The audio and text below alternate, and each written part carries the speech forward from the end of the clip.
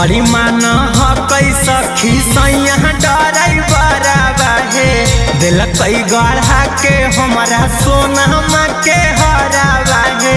बड़ी मान हकई सखी सैया ड्राइवर बाहे दिलक गढ़ा के हमारा सोनमा के हरा बा। हकई दिलदार चलो भाई झुलफी झार घूमई रोड हवा पदीना दुपहरिया हे अकीन के लाबै सखी नया नया सरिया पियावा चलाबै डीजल गरिया हे अकीन के ले आबै सखी नया नया सरिया पियावा चलाबै डीजल गरिया हे।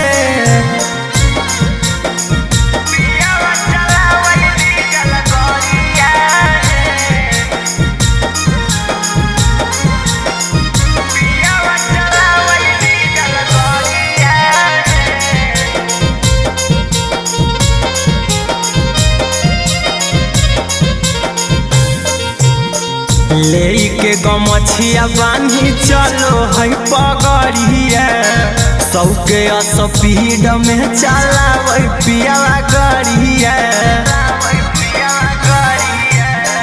लेके गमछिया बानी चलो है पगड़िया सौके स्पीड में चलावे पियावा गड़िया। करो है मोर ख्याल लाभ चूड़ी लाले घूमे पटना धनबाद औरी झरिया हे अकीन के लाबै सखी नया नया सरिया पियावा चलाबै डीजल गरिया हे अकीन के ले आबै सखी नया नया सरिया पियावा चलाबै डीजल गरिया हे।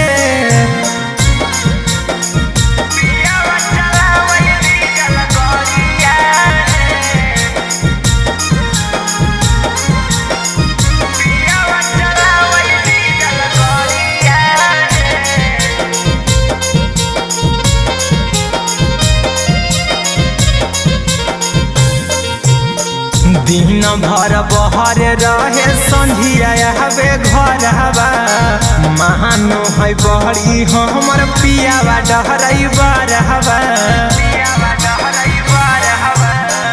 दिन भर बहर रहे संझिया हवे घर हवा मानो है बड़ी हमर पियावा डरैबर हवा। पूछे फोनमा पर हाल अहिरा कुंदन गोरे लाल रोजा खाए लगिला वही तारा करिया हे और कीन के ले आबै सखी नया नया सरिया पियावा चलाबै डीजल गरिया हे और कीन के ले आबै सखी नया नया